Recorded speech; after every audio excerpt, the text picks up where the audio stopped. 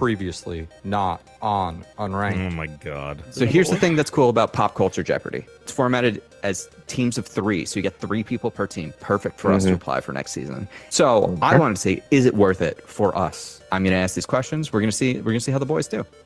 What is fucking Candy Crush? 1 point to Tom. No. They wouldn't What? take that because you put in fucking, You didn't say what is. and I lost. You know what, Alex? You're right, because I did say that this is a test to see if we would do well enough on Pop Culture Jeopardy. So we Well, have to he do it just by blew Pop the Culture game Jeopardy for us. rooms. So neither of you got any negative points. And if, He should yeah, get negative points. Tom Oh, Straight. straight is not an acceptable answer. Alex, what is stray? what is stray is correct. Oh, 1 to -1. Tom? what is Dave the Diver? No. What Tom buzzed is- in first. What is Civilization? Ooh, No. incorrect. No, Alex? no, Thomas. What is mist? Tom got in first. Dysentery. That's 1. No, it's not. He didn't say what is. Tom. It's The Sims. No, it's not. Oh god damn it. So is this a negative or what is going on? Yeah, you're It's negative. funny because I said what is the first time and now I've completely failed. Tuna. Yeah, what is the Sims? Tom. What is Bioshock? Correct. Finally. See, this is good practice though, because now Tom will remember this moment and he will always do what is. We end with a final score of 8. Alex, -2 to Tom.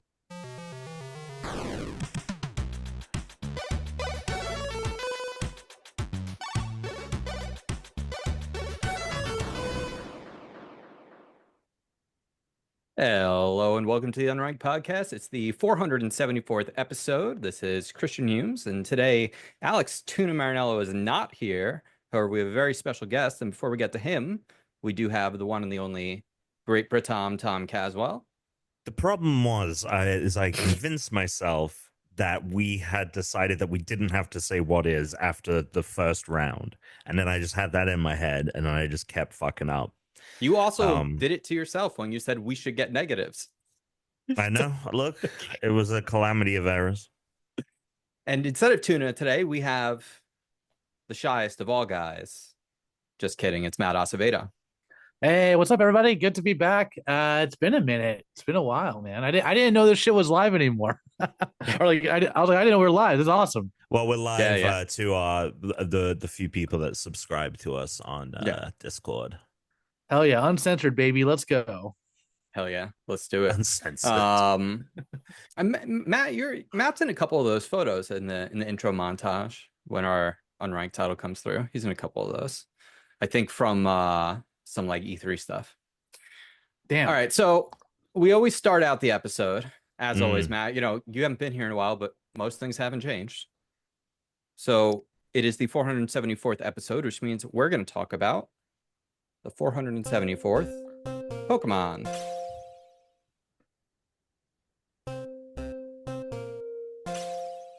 A little late on that soundboard. Today's Pokemon that we're going to talk about briefly is Porygon Z, the evolution of Porygon Dos. Do you think after Switch 2, we're going to get Porygon Z? After Switch 2, we're gonna get another Porygon. Sorry, are we going to get Switch Z? Mm. Because Porygon 1, Porygon 2, Porygon Z. Oh. But we got Nintendo Switch Z. Everyone's I mean, wondering. Here's the Nintendo thing. Switch. I'm a fucking freak. So Oh, if they God, put I can't even if even. they did put out a Switch Z, I'd buy it. I You're have into it. every model of a Switch. Yeah. It's Hell yeah. I'm a sick fuck. So Hell yeah. Well, like that. perfect episode. Yeah. Have I got news for you, Matt? I mean, Tom, there's a reason I was like, I know it's going to be great. That would be It's a great for this episode. week. It's That a would be really great good for this episode to week. have him on. Tom, would you take over talking about Porygon Z's name while I just briefly describe it? You want to pull that up? So I gotcha. here's what's going on with this little guy. Porygon originally was very polygonal, hence its name, like similar to Polygon. Porygon 2, very rounded, smooth, shiny. This one, it just kind of doubles down on that.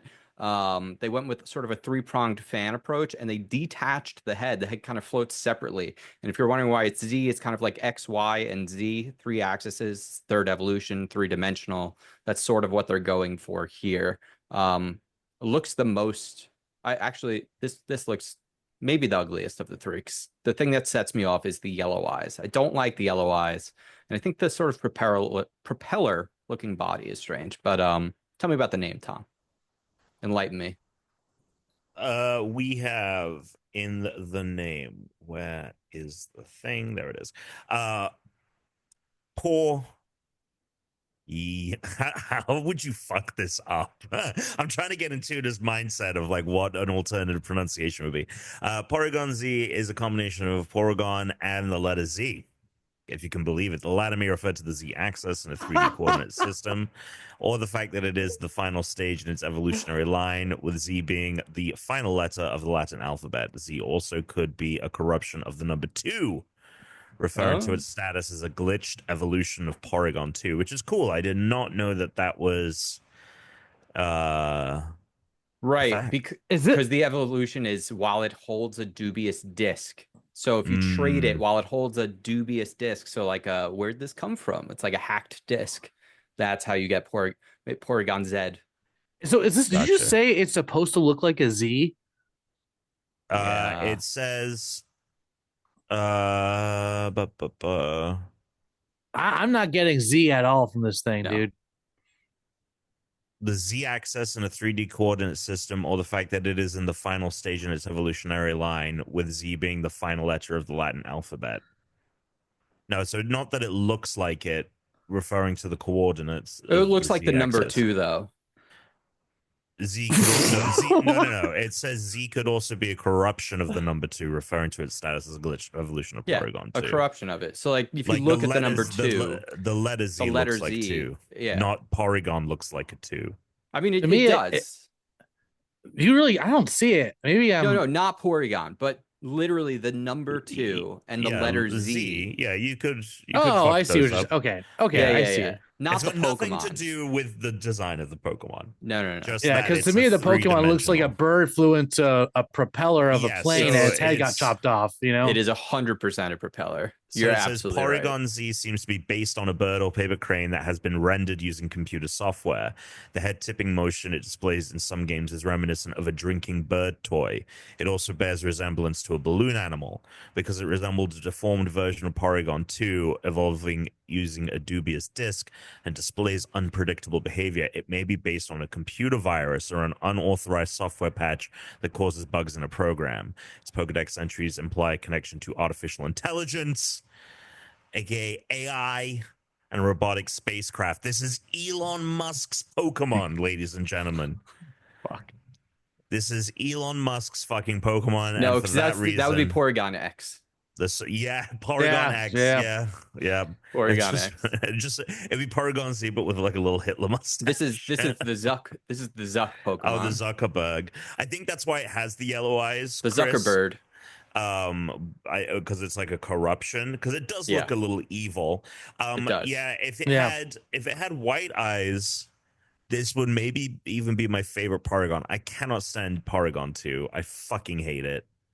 Yeah, okay. I agree. I mean, it looks like Porygon 2 looks like a duck. I think the OG is still my favorite because I like the polygon effects. Totally agree. Yeah, I think Porygon original. I mean, look, he fucked all those kids over, and it only got worse. He ruined anime for everyone else. The first one looks almost like a tank, and then the second one, like it's like on treads, and then the second one it just looks like a toy duck. Yep.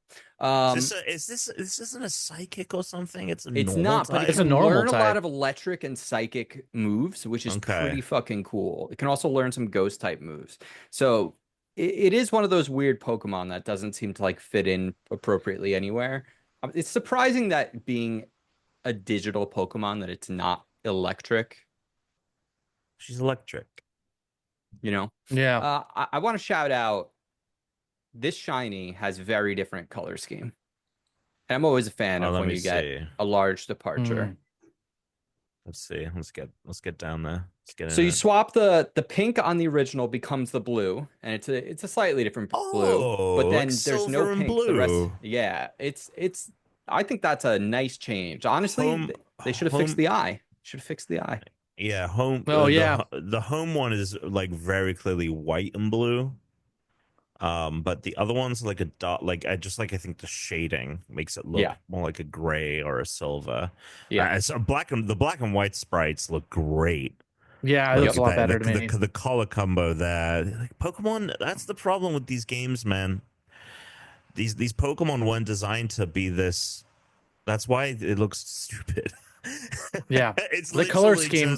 it's just blue. The color scheme almost it gives it more of like a sci-fi like data look to me. You know, it gives it more. Let's like, be real. Nintendo needs to get another developer to make these games, but also what they Yeah. really need to do is be like, I really wish they would just go back to what they were doing with older gens and only have some of the past Pokemon in it, and then like primarily let the new generations be new They should just have like a dedicated Pokemon Stadium style thing where you can battle with all your Pokemon, and new generations should primarily be new Pokemon. Because imagine if they only had to spend the resources on 100 to 150 new Pokemon every time and not all the others. They could spend more time on like a way better art style for these Pokemon. Then they could animate them better. They could make them look better in 3D. But instead, they have to go with like the simplest 3D representation of all these Pokemon, because if they don't have fucking 600 of them in the next game, everyone's going to bitch online because they're already at 600. You're already missing 400 great Pokemon. It's like, come on. You have all the other games if you want to play with those Pokemon. You don't need them here. You'd think also they would do it to like make all the Pokemon a bit rarer, because then it would like incentivize like getting Pokemon home. It would incentivize buying other copies of the game. So it's surprising because it feels like such a Pokemon company move to do something like that. But it is the thing of, I mean, especially these last two, you've basically, by the time all the DLC has come out, I mean, most of them, right? Like if like can I catch every single Pokemon in Scarlet and Violet across it and its DLC? Do either of you know that? No, you can't get all 1,000. Yeah. No. But I think there's like 800 maybe. Yeah, it's a really high number. And again, you're still missing out on hundreds. So I mean, there is that. That is crazy, but I mean, probably between Sword Gen 8 and Gen 9. Anyway, interesting. Will Pokemon catch up with One Piece episodes? I mean, eventually it'll overtake it, but it's not there yet. No. I don't think so. Not at the moment, no. A few generations, actually, because what is One Piece? So One Piece is at like 1100. Yeah. It's like 1130 something right now. Oh, then it will overtake it with Gen 10. Well, it depends when Gen 10 comes out. No, because there'll be another 50 to 100 episodes by then. So they'll be about neck and neck. So it'll be Gen 11 when they finally cross that Rubicon. But if you go by chapters, it'll still be a little bit behind. Last thing I'm going to say on this, then we're going to move on to Pokemon. 1,025 Pokemon currently. So it won't even catch up in the next generation. That's so it'll be the following one. They'll be caught up. Black and White, they did it right. They had some old Pokemon in that game after you beat the main game. There's 150 new Pokemon, and by the time you beat the game and you get your old, who cares? I really hope we get new. I really, every time we get a fucking new Pokemon thing, and they don't release a Black and White fucking new thing, I mean, get more and more angry. But I also hope it doesn't like look like I would want them to not do the chibi of Diamond. Like I would want it to be much better than those Diamond Pearl remakes were. Yeah, I didn't even finish those. I retired. I got like halfway through. We were trying to do a what is it called? Nuzlocke with them. But we were trying to sync up like our gyms and like, because we were trying to fight after every gym and like it just didn't work out, and like and the games weren't engaging enough to like. Yeah. Ugh, anyway. I was doing it, Matt. Yeah. I mean, I was good. But it was like Chris couldn't play anymore until I played more, and like it's not a game to. It's a game to like consume for a weekend and then okay, done. Yeah. I sent you a text, Matt. It has our current list. So every episode we put the Pokemon of the week onto the current list that we've been ordering from this it's only this generation. So we got to figure out where we're gonna stick this. This is bottom half for sure, right, Tom? Bottom half is 40 something. Yes, it is bottom half for sure. All right. Well, let's find a target area. Do we think? I would put it better or worse than Mime Jr.? Dude, I was looking right there too. I think it's Carnivine. God, it's right there. Carnivine is right under. Carnivine is the Venus flytrap thing. Right. That one's actually pretty cool. Oh, really? I like Saravia more. For me, I think it's like above Bidoof, but that's just me. Bidoof. Where do we have Bidoof? 67. Okay. Yeah, I can live with that because I think it's I really hate those cricket Pokemon, but I agree that like Starly is better than it. Yeah. Starly's like a solid bird. If everyone, I feel like everyone, everyone does a Starly. You know, I feel like that's like one of those. Yeah. Those bird types are pretty strong early game. You know, Staravia and Staraptor are pretty cool. Yeah. All right. Yeah. I'm good with this. So it'll be the new 67, knocking Bidoof down to 68. Bidoof. All right, there we go. The new 67 is Porygon Z, and we don't have to talk about that Pokemon ever again. Before we get into it, because we're going to spend most of the time talking about the Switch too. Tom, Matt, and I have a hard out. So any like off-topic stuff that is like fun that we want to get to, like we got to, make sure we're keeping the hits here, obviously. So Mickey Any 17 loved it. So Mickey 17 and loved it. Great. I do want to go see that. I do. I Matt need and I to are see going to that. see Minecraft tonight. I'm interested to see. I'm hearing some people are like, I really like this Minecraft movie. Like maybe it is Shut up. entertaining. But Dude, so, it seems like really like people like this is either trash or like The only reason I was even like, we should probably just go and we're gluttons for punishment anyway, so why don't we just go together? It'll be fun. Punishment. But the part of why I was like, Megan Camarena said she like really liked it, and she's not that I agree with her on like her movie taste, but like she's a good friend, but she is like the Minecraft person, so I'm like, oh well, maybe. Look, if it, and even the negative reviews are like, there's something there. It's just like not come together or whatever. Yeah. Anyway, I would also. I think some people might be saving this Mickey 17 for like the home. I'm telling you right now, it's a movie to see in theaters. It is like a fucking sci-fi movie. Yeah. Like there is like some shots in here that are you want to see on the big screen. So if it's still playing near you, I highly recommend going see it. I really liked it. We were going to, but instead we saw the Looney Tunes movie. Because that one was only in theaters for a short amount of time.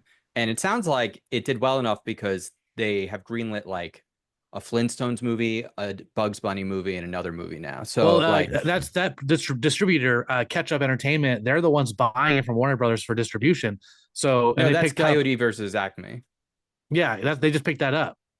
I'm not talking about Coyote versus Acme though. Oh, there's 3 other ones that my bad. WB is greenlighting 3 new animated films after. Oh shit! What the hell was the name of the movie I just saw? The Plot to Destroy. Yeah, these are easy grabs. They're probably super cheap to make, and they probably get a nice little return. And like while you're struggling in other areas, yeah, I heard it was good. I heard it was really. It was good. only in theaters for 2 weeks, so I saw it too. I thought, me and Katie, I'd explained it to Katie. I find them really funny because it's like humor I would make to Katie like in the bedroom before like while we're getting ready for bed. You know what I mean? It's like I don't know, there's a bit where like it says they're filling out the cracks on the sidewalk and Porky goes Daffy, and Daffy's like his skin is showing his butt crack, and he goes ooh. And I thought That was so Oh my fucking funny. god, Matt. And I told Katie, I'm like, this is like the kind of jokes we make in like our Sure. like, Yeah, I was thinking about last night because Oh I my just I goodness. rewatched the Mission Impossible, the Yeah. latest one, Yeah. and that movie has some of the corniest fucking telenovela ass like scenes in that movie out of all the Mission Impossibles. But it's fun. It's a good time. That's why I fucking love that movie, because it went I into like the that reckoning a telenovela. lot. Because Yeah. and I agree. It's like it doesn't take itself as seriously. But I love like the high action telenovela, like the fast movies. So that's why I like that movie a lot. But Hell yeah. Yeah. Matt, Hell yeah, do you have dude. anything for us not games related that you want to chat about before, or Yeah, dude. One thing because I wanted to bring it up is Jeff Johns. I've been reading for like a year now. He created a new kind of comic book verse, and I don't know if Tom's been reading it. It's through Image Comics. It's a whole series of books. Geiger, which is it all takes place on like a timeline that's like in the timeline. There's like a war, and that's where Geiger lives. He's like a radioactive man. In the 1770s, there's a guy named Redcoat who goes into American history. He's a redcoat who discovers like that George Washington was supposed to like get these powers of immortality, but he ended up accidentally getting into the ritual. So he's a redcoat that lives forever and is meeting all of like these American like fictional characters like Johnny Appleseed, who can like grow like trees and stuff like that. And hell yeah. it's fucking yeah. sick. And then there's even like a horror thing called Hyde Street where people go there and like it's like they go to collect their souls. And you got to check out this universe. It's really, really good comic book stuff right now. Really like out there, cool. It will connect eventually at some point, but it's very, very good. Rocket Fellers, which is like basically Jeff Johns' take on like the Fantastic Four. It feels like this family from the future are running away from like these bounty hunters, and they end up in like our time. So it's very, very good. I highly recommend this. It's called Ghost Machine is the company, or like the brand Ghost Machine. Check it out. It's good shit. And Ultimate Spider-Man. Thank God there's Ultimate Spider-Man, because the regular Spider-Man storyline right now is like real fucking like out there. Dude, I have not. Every time I hear about what's happening in Amazing, it drives me insane. Yeah, yeah, I'm on that Ultimate kick. Thank God, because Ultimate's great. All of the I'm just Ultimate happy. books are really good now. All the Ultimate books are really solid, and Matt, the absolute DC stuff is really good too. He started the One Piece manga and has made so little progress. We need to be pushing him to do that and not other things that distract him. Oh, I'm sorry. I'm so sorry. Dude, One Piece is great. You can read it. You can read it. It's a great read. I think the manga, personally, I think is my favorite. It's wildly better than the anime. The pacing and like the page spreads are incredible. Check it out. Oh, I'm so sorry. Oh, I'm not gonna say it. No. But okay, there's a new manga I'm reading called Ichi the Witch, and it feels like a love letter to both like Tenchi Muyo minus like the harem stuff and cool. like Sailor Moon. Great. It's about Ichi, who is like a young kid, a shonen, who he is a hunter. Like he goes and hunts like animals. He like, and you know, he tries to kill things that try to kill innocent things, you know, and he accidentally kills like a beast that was actually this demon, a magi, and men can't get witch powers. Only females can get witch powers. So he kills his magi. He gets the power of like this really strong demon, and it's taken under the wing of this witch academy. This main character named Discaris, who's like this black girl with really huge like Sailor Moon eyes, under his wing, and they're together. She's like trying to like train him and stuff like that, and try to get him to be a part of it. It's fucking dope. Highly recommend it. Only 26 chapters out right now, but do that after you read One Piece. So yeah, there you go. Yeah, that's great. Put it on the list. That's great. I'm going to jump in with what I read, and then I'm going to tell you about my day very quickly. So Therese was traveling last week for work. Tom, I am still on target as of right now this year for my one book a week. Now, wow. I did tell you, Tom, when I visited you during your bachelor party weekend, that I started reading poetry. Right. So I finished those 2 poetry books, and I will say, I don't want to use the word dense, because that's the wrong word, because it was actually kind of the opposite of dense, but it kind of takes a lot like to read, like, because like to actually like read some of the poems, and then you read the essay about the poem, and then you're going back and reading the poem while you're reading the essay, because you're like noticing new things that the essay's telling you about, and it's just like it took longer to read those two than normal, and I was like, I need to read something that's going to be either like fast or easy for me. So I did one book as a full audiobook, and I did something that I haven't really done outside of a couple times in my life, and I reread two books. So I'm still counting this because I did read them again, but I reread two books because it was just easier for me, you know, like I was able to so I listened to Strong Female Character, which is a book that came out 2 years ago, or maybe it was last year, from Fern Brady, who is a comedian. She is on Taskmaster. I'm actually going to go see her perform in LA in May. Tom, she's so fucking funny. She had an incredibly like interesting and like difficult life growing up. She grew up in like a kind of like toxic, abusive household, like very religious part of Ireland. Scotland. And she's also autistic, but was undiagnosed till she was like an adult until recently. She had to be like become a stripper at one point. Like she had a very interesting and difficult life. But the audiobook, she reads it. And as much as I enjoyed reading that book last year, I got so much more out of listening to her do the audiobook because she was telling her own, you know, autobiography. And the way she was saying some of the things, when I read them, they didn't sound funny. But the way she was saying them and delivering them, like they were, it was a different, I got a very different vibe out of certain sections of that book by listening to it. Also, like when she speaks in her mom and her dad's voice, like the, you know, the way she kind of mocks the way they speak, like it was so good, like when she's doing their character voices. So that was awesome. I also reread Orbital, which if you're interested in like a sort of positive science fiction book, Orbital is really cool. It is a book that takes place, there's it's on, you know, like the ISS, and there's 16 orbits that happen in the book, and each chapter is an orbit, like an orbit around the Earth, and it's told from different perspectives during each orbit, and it's like, you know, from different people, different astronauts from around the world. There's like a chapter where there's like, you know, people from Earth calling and talking to one of the astronauts over like a connection and asking them like poignant questions. There's a character who like came from nothing, and her mom like met one of the first astronauts, and now she's on the ISS, but like she's mourning her mom who just like passed away, and like so like she's up in space, she can't be at the funeral. Like it's a very interesting and poignant book. So I reread that one. And then I finished Remarkably Bright Creatures, which is also Shelby Van Pelt. Highly recommend this one. And I started Milk, which is the fourth in a series of historical books. I read the book about the history of salt. I did the paper one. I did A Core of an Onion, and now I started Milk. So let's get this guy a fucking personal pan pizza from Pizza Hut, dude. That's what's up. I'm getting my books in, getting my reading. Let's go. Man, It's great. that's so good. And then I had so Sunday is my last visit to Disney on my Disney Pass. It is about to expire. I did have my last solo day, and it picked up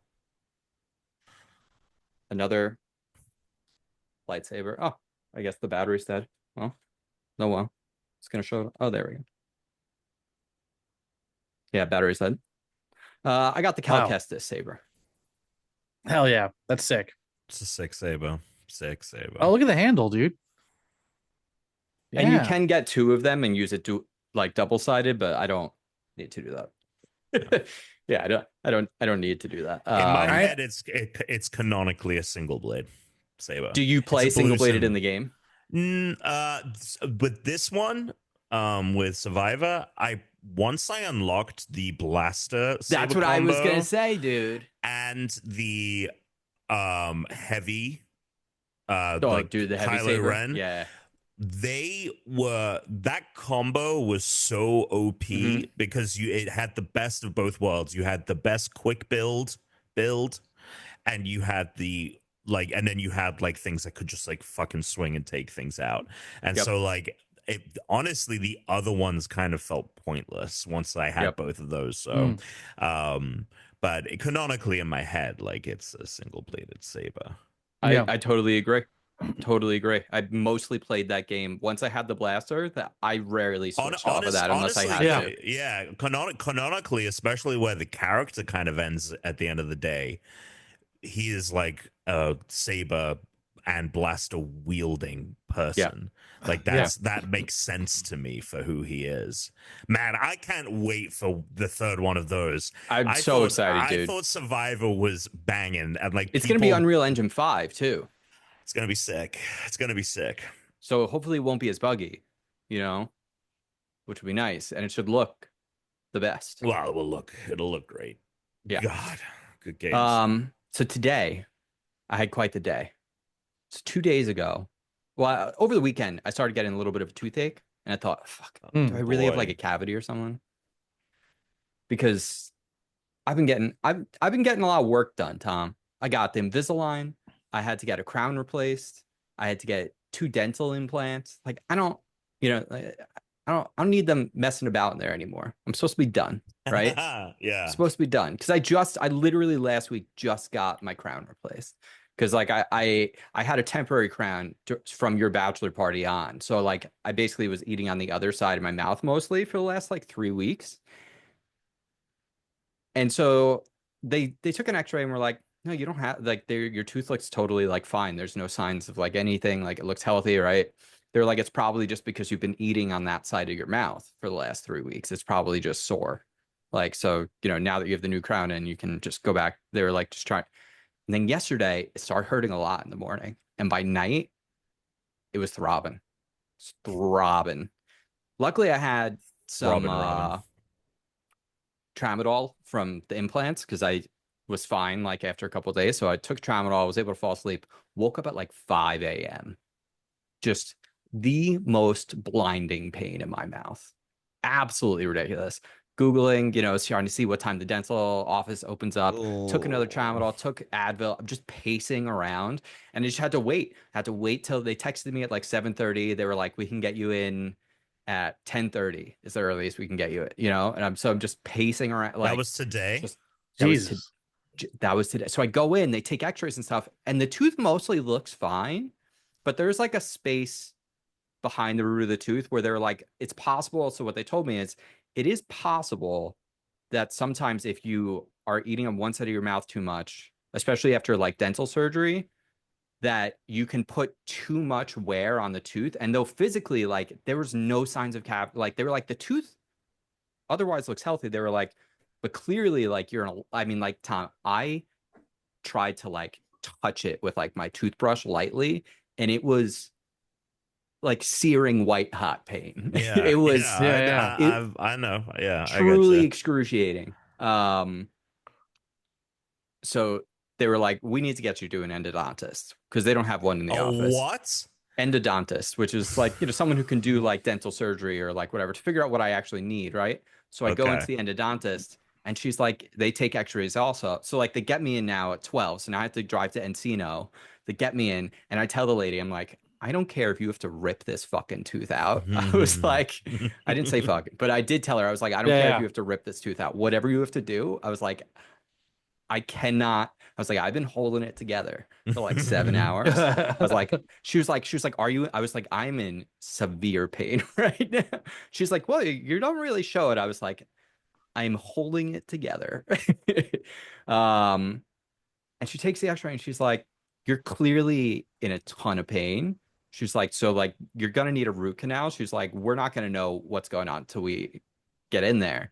So, they fucking just like, can you imagine waking up thinking like 2 days ago, the dentist is like, you're fine. And then like the next, like less than 48 hours later, you are like, I want to die from this pain. Like, I want to be free of this pain. And that was good. I mean, typically you'd be like, I don't want a fucking root canal. And I was like, do it, drill it, get it out. Whatever's in there, so she drills in, and like, they give me the shots. They give me those awful shots like into the roof of your mouth that are not fun. But then the shots hit, and it was like, the pain started just like melting away. And I was like, oh, that was great. And then she drills in, and after about, a minute of getting into the tooth, she was like, oh no. And I was like, and she goes, she gets like the assistant. She goes, look at this. She goes, you see that? She's like completely necrotic. She was like, the entire inside of this tooth is totally dead and necrosis. And she shows me, she pulls it, and it's like black, like the pulp inside my tooth is like black and green and infected.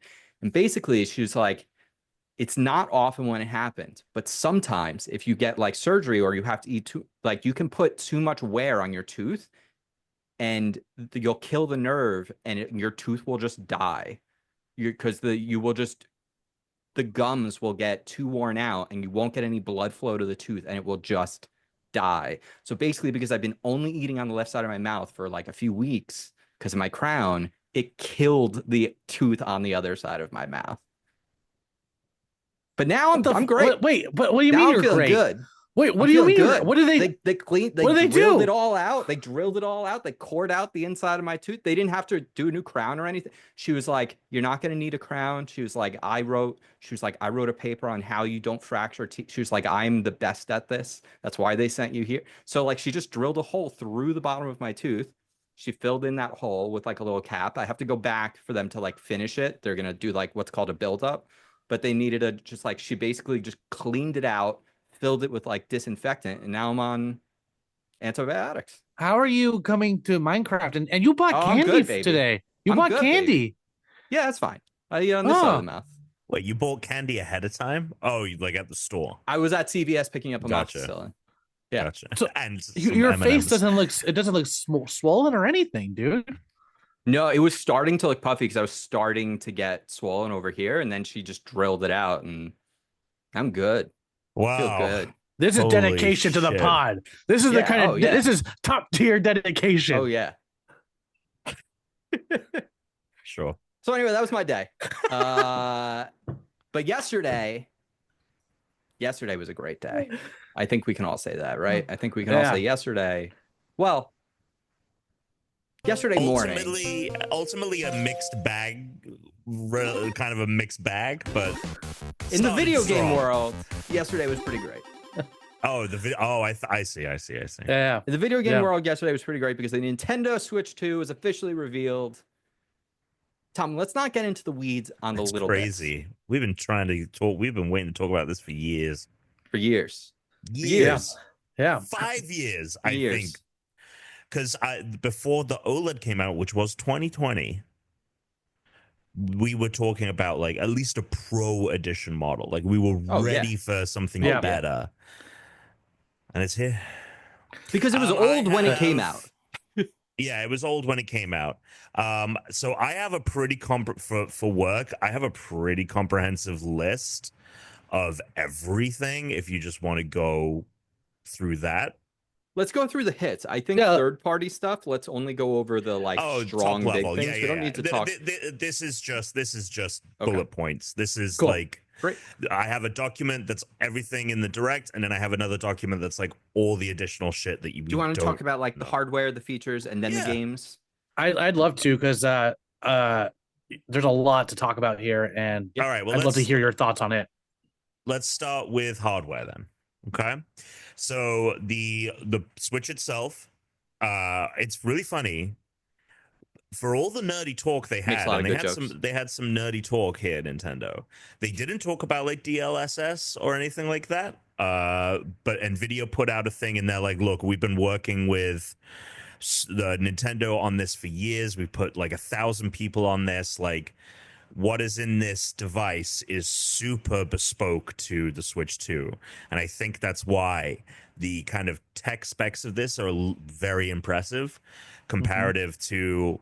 Like the Switch 1, which was literally kind of just an off-the-shelf chip that they kind of made work for the hardware, and it was old already. It was 720 was max, right? 720p. Well, the screen was 720p. Yeah, it did 1080 to the TV on dock. Yeah, but you weren't getting a lot of 1080 60 frames games. Yeah, so this is the hardware. We weren't getting a lot of 60 frames games. No, we weren't. We barely were. So this is a 7.9-inch screen. It's about as big as a Steam Deck screen compared to the old Switch or even the OLED, but it's as thick as the old Switch. It's a 1080p screen. It supports variable refresh rate and 120 frames per second. It is LCD, but it does have HDR. And from what I'm hearing, this is one of the better LCD panels. There's quite a few devices. Like my Ally has an LCD, but it's pretty good. The PlayStation Portal supposedly has a really nice LCD. It's not Switch One quality screen. Mm-hmm. It's my somewhere iPad is an LCD. It looks incredible. Like it's just the Switch LCD that everyone's thinking of the first gen Switch, and a lot of people never updated theirs. You know, there are later Switches that have better LCDs on them. My Steam Deck looks great. I don't have an OLED Steam Deck. So yeah, these numbers and the fact that they were talking about things like HDR and 120 frames per second was really cool. When it's in the dock, it outputs to 4K, which is capped at 60, but like 4K 60 on a Switch, hallelujah, bro. I'm not getting 4K 60 on a lot of stuff on my Xbox and PlayStation. Yeah, 100%. And they don't have a lot of those games don't have the kind of like when I think about some of the most beautiful games of the last couple of like generation or two, like I do think of like Breath of the Wild. I do think of all of these games that made that upgraded version looked amazing. It did. Yeah. That made did a lot with very little. Like now they actually have horsepower to pull some shit off. Like I cannot wait to see Metroid Prime 4. Like that is gonna I'm so stoked to see that in person. Yeah. And this dock has a fan in it. It does. So it's like I think it's the first Nintendo console with a fan, right? Well, I can't remember a fan in like SNES. There would have been fans in like the older consoles. Has a fan. Yeah, GameCube for sure. There's a vent on the back. The Switch has a fan in it. Oh, the Switch has a fan in it too. Yeah. Oh, it's very small though. Yeah. Yeah, you can when you're playing portable. The one sometimes on the you dock can feel will it come be on. too. The one on the dock will be small. Yeah, I don't know why I thought for a second. You know what I have in my entertainment center? Because I have only my PlayStation's in it because it takes up so much space on top. So I have my PlayStation in it, but I don't want it because like it would get so hot in there. So I bought 2 USB fans. It's just what takes one USB plug. I bought like 2 PC fans, and I have one next to it on one side and one next to it on the other. And so it pulls air from in front of the TV behind, like to the back of the PlayStation, and then the other one blows it out. So if I put my hand back there, it's nice and cool. So there's like nice cool air circulate. We need like that. That's like the old. Remember the old Xbox 360 at GameStop? You could buy like a cooling fan. That's basically what this Switch dock is. It's just like to help the ambient air. It's not gonna cool the internals though. It's just gonna help cool the back of it so that the ambient air is, I guess it just makes it more efficient. The cooling is what it's doing. Yeah, the more it can cool the system, the more headroom the chip has to do what it needs to do. That's all that's happening there. But that's all very exciting. Joy-Cons, they're called Joy-Con 2s. The C button stands for game chat. So this is basically a button that brings up a little menu. At the very base, you can do audio chat. Hallelujah, built into the system. That's awesome. There's a microphone built into the Switch. They say that you should be able to speak and hear people, and the Pro controller as well. The Pro controller has a microphone in it too. Okay, so that'll be even better than having it in the Switch and the TV. Okay, and it sounds like the microphones is not gonna be. It's gonna blur out background noise. Yeah, it has what they said. It has noise cancellation. I believe in them for this only because NVIDIA makes this hardware, and I'm sure. I mean, we could be wrong, but I have a feeling that NVIDIA is using some of their, software tricks that they've used to, because they're very good at that. The quality of the mic. If the microphone, I believe that it will be passable. I don't think it's going to be the best way to do it, but it will be. You're still going to sound like you're on the couch. You're not going to sound like you're in front of a microphone, because that's impossible. So it'll be passable. We'll see. But yeah, it has noise cancellation. You can share your screen, and then you can also, by the way, plug headphones right into the controller with a headphone jack. The Switch Pro has. So, I which, thought they were like, gonna. if you're doing game chat, you're probably doing that anyway. You probably don't want voices coming through your TV because it's fucking obnoxious. I'm surprised that Yeah. they didn't show off a headset, like a little headset, like a very basic. They like the camera. Like I was like, okay, Yeah. interesting. So there is this camera as well, so you can do video and you can Yeah. green Yeah. screen your background. And you can actually use any USB camera, Which is great. Need Yeah. to use You know, Nintendo's. I think for me, I really I kind of wanted them to go a little more into like the UI of the Switch. Like for the audio stuff, I'd love to see if they, I think PlayStation and Xbox have it pretty solid. Like you can adjust the game volume from your TV as well as like the chat volume.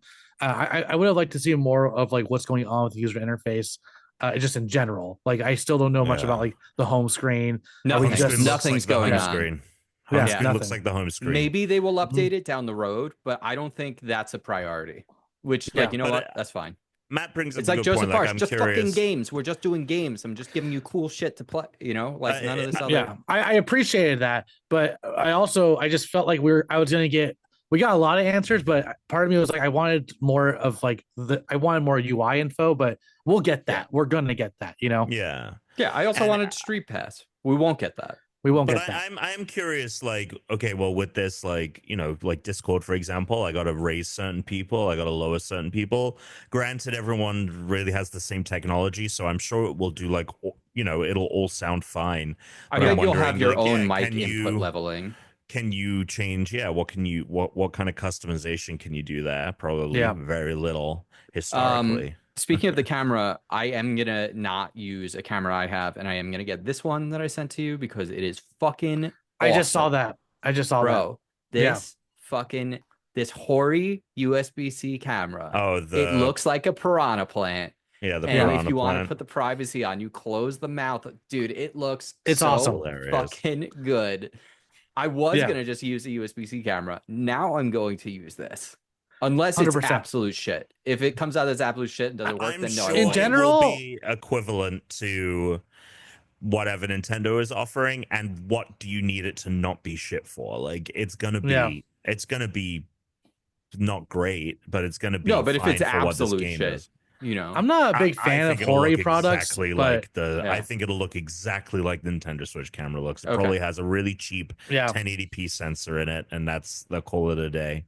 But I will be getting that because it's pretty dope. It is fun. That is fun. Yeah, and with the camera, I think the camera feature is really cool. I like that we're finally getting like a Connect for the Switch, basically as well from like Mario Party games. I won't be using that.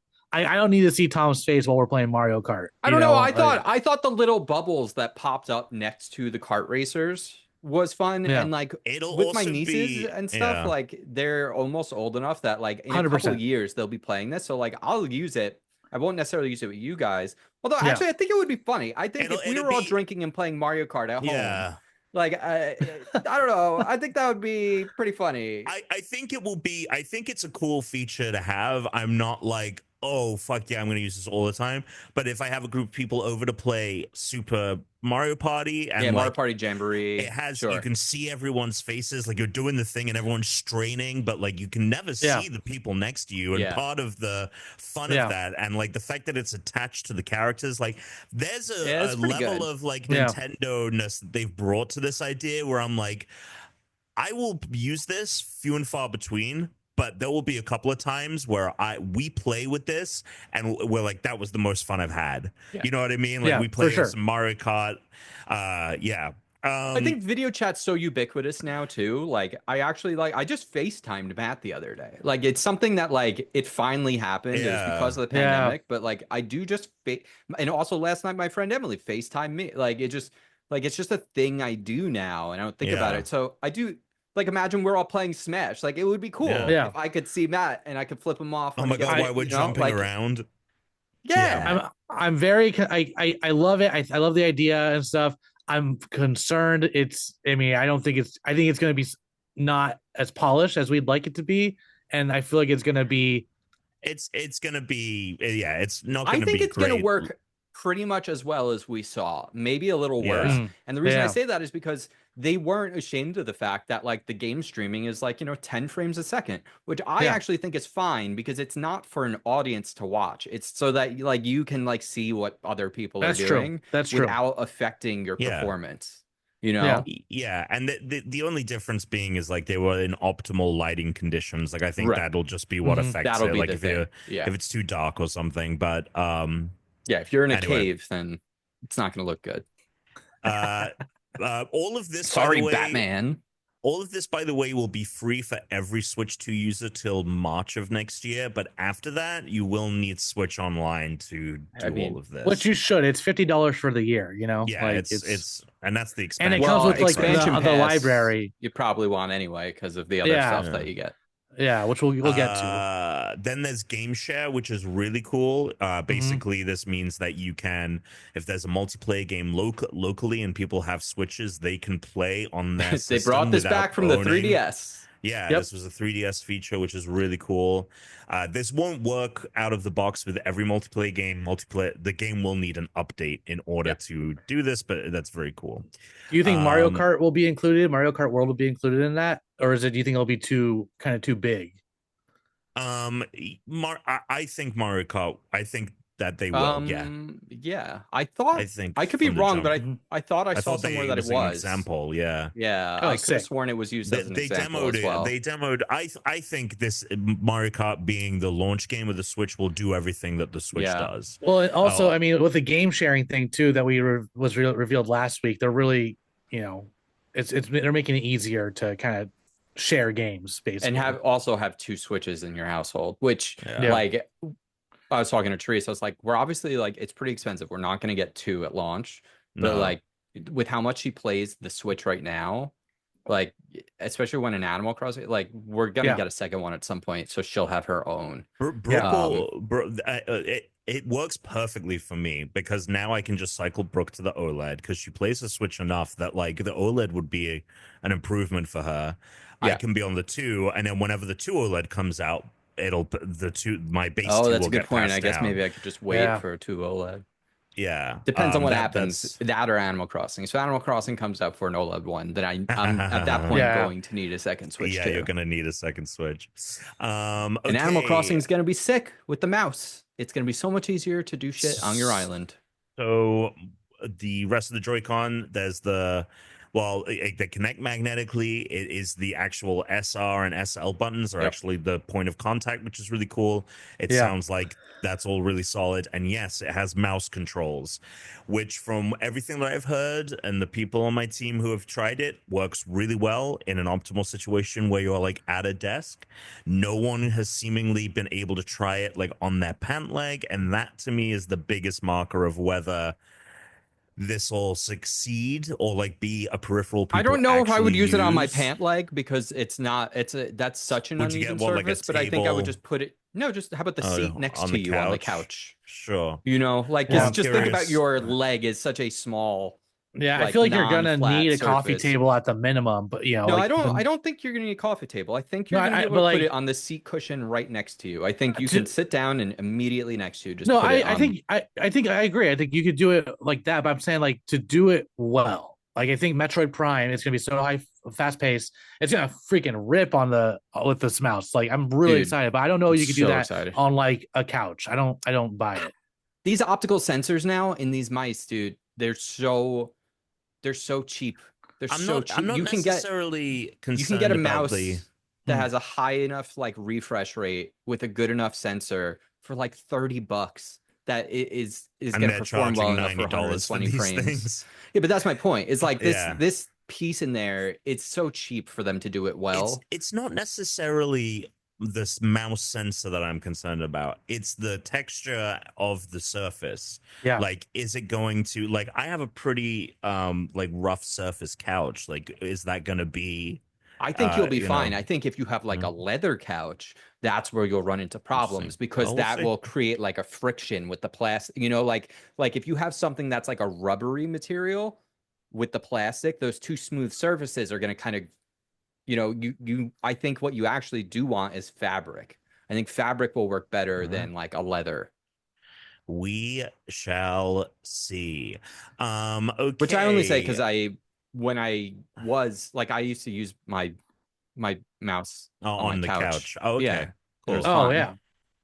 I some people speculate like, hey, this is cool, but like it's still kind of awkward. Like maybe it's a get used to it thing, but it would be cool if they like just made a mouse, like in a Switch mouse. Like that would be pretty sick if they made something more like a mouse that you could have. I mean, I'm Um, hoping there are by the end of the year third-party Joy-Cons, just because Yeah.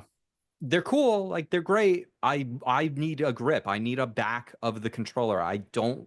My hands are going to be cramped on the flat back of that controller, so I I'm a need big something fan that's of I like rounded. Satisfy has been my go-to. I think they have really good grips that are also like not too bulky, so it's Are easy these to like travel grips with. that you attach, or are you talking about like there's actual a ton of separate there's a ton Joy-Cons? of There's a peripherals. Out there. there, I this is like what I put into my Switch into like the handheld mode. Oh, okay. No, I'm talking about Yeah. like I use Oh, third-party cracked. Joy-Cons. Yeah. I used like these like honestly just like cheap like knockoff. They're like the Binbach Joy-Cons, but they're they just look like a Xbox controller cut in half. So like they have full handles, but they're the Mm. full Joy-Con and they have back buttons on them. So like, which dude, they have back buttons on the Pro controller. Just give me Pro controller Joy-Cons. That's like what I want. Just give me Pro Just controller split it in Joy-Cons. half. That's exactly what I want. There are third-party Joy-Cons who do that for the Switch One. Just give me an official one. Otherwise, I'm just gonna have to buy those at some point. So yeah, as you mentioned, the Pro 2 controller has back paddles. It has an audio jack, and it has the new chat button, which is great. Yeah, excited for that. I'm excited for that. You will Yeah. you will probably need new SD cards. There are these thing called micro SD EX, which are they're a little Does it stand for faster. Express?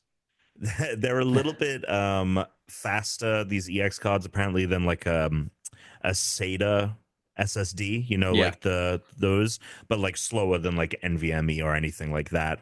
But that's totally fine. But it's just a little bit of a shame Oh yeah, that your it old is. It's cards micro won't SD work. Express. Yes, it's Express for the EX. Yeah. Okay. The game cards are exactly the same size. This time they're red. Some of them aren't actually the game. Some of them are game keys, which seems to be another reason why they have this whole like virtual game. This is That makes a literally lot more what sense the now. Xbox One was. This is what the Xbox One launch plan was, and everyone was like, no, and now Switch is just doing it. Now, I think part of it is that some of the games that are coming to the system literally cannot fit on their game cartridges, which was already a that's thing. why. Yeah. So there you go. Cool. So And 256 also, the console holds 256 gigabytes now, right? That's the main console. And you can get a 256 Express card for about, I think, like $60, I think is what I saw. $60. Yeah. So it's more expensive than a regular micro SD because you could probably get like a terabyte micro SD for that price. Yeah. So it is. I think more the terabyte but... micro SD Express is like $200. Yeah. It's about as expensive as like when an the NVMe. Xbox One. So I'm thinking about, I'm probably going to, depending on like what the size of Mario Kart and stuff is, I'm going to load everything on that I have. And then I'm going to decide if I'm going to spend the $60 or if I'm going to just play the delete games game, deleting shit off of my console until that price comes down. Because I don't want to buy a 256 card and then later buy like a 512 or a terabyte. Yes. I agree. I think that's a good game plan. If I could get 512 or if I could get like a terabyte for like around 100 like or so, like that, jump on. I do that. Yeah. Not yet. Yeah. So that's the hardware pretty much. Oh, also 3D audio with headphones. Hell yeah. Which I is love cool. Okay, so that's the hardware. And the thing comes out June 5th. It's $449 for the base console, and it's $500 bundled with Mario Kart. There's no additional like no Joy-Con variants or different colors. It's just those two. No storage option changes, anything like that. Makes sense. I mean, you got to go for Mario Kart bundle because it's $30 cheaper than to buy the game separate. Yep. Yeah. Yes. So let's get to games. Mario Kart World was the first thing that was shown off. Seemed to borrow a lot of Diddy Kong racing features like boats and Dude, planes and I'm so excited about it because wall I riding and grinding. Lots of really cool gameplay features. Moo cow, so baby. the grinding, the wall riding, the like wall jumping, it was sick. But when did they add going underwater? I think that wasn't 8. Wii. Was that the Wii U? That was 8, right? Yeah, And I think they added deluxe. parachutes in 7. I think that was Yes, actually 7 in was DS. the DS version. 3DS, yeah. My problem with that always was like both of these things are just slower versus like I'm just falling slowly and I'm just driving slowly. Like this isn't interesting to me. Like I want to be on the water like Diddy Kong Racing, and I want to be flying like Diddy Kong Racing. So the second, like I have to tell you, I was only a little bit excited about this game. Like I wasn't super excited about this game. And 30 seconds into it, when the car turned into a fucking boat and a fucking motorcycle turned into a jet ski, and then I saw a car turn into a plane, I immediately texted, they made Diddy Kong Racing, and I was like, I was fully in. I went from like 10% excited to 110% excited in 5 seconds of seeing that happen. I really like the Forza Horizon aspect of this game because Hell yeah. every I love that every set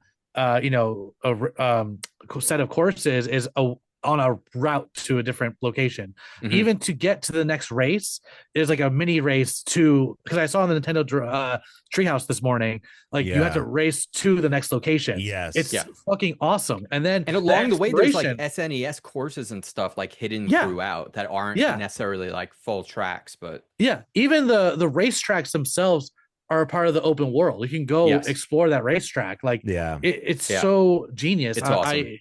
I'm very excited. Very excited. The knockout mode is the thing I'm most excited about because that's the move to 24 players. Did 2 things. One, it makes them actually look like go-karts now. Like they're small and like the road looks big. Like they're actually driving go-karts, which I thought was really awesome. And so the because there's 24 players, they had to make the roads bigger to accomplish. So like that actually solved, I think, 2 things at once there. But the knockout mode is so cool because it's a battle royale racer, right? It's you start at 24 players and then like you get through the first course. The checkpoints. Well, so I think the way the checkpoints works is you're going to start at it's like a cannonball run kind of thing where you're going to go from one point of the map to the other, and you're going to go through 6 different tracks. So you're going to do the first track and it's going to drop to the first 20 players, right? And so the bottom 4 people are out. Then the second track, it's going to go down to 16, then to 12, then to 8, and then the last track of the 6 is the top 4 players are left remaining, and then first, like that's so fucking cool that we're really getting Mario Kart Battle Royale. I'm really excited to see how the item game changes too, because 1 through 8 it's like we've what was last game? Was it 16? No, it was 12. 12 was the max. Like you kind of see, like if you're up in first place, you just get like a banana peel or a green shell. Second to like 6, you get like red shells. And then like you get the really OP weapons when you're last place. But there's 24 players now. I wonder how the scaling is going to be. I'm very curious to see how they're going to divide that.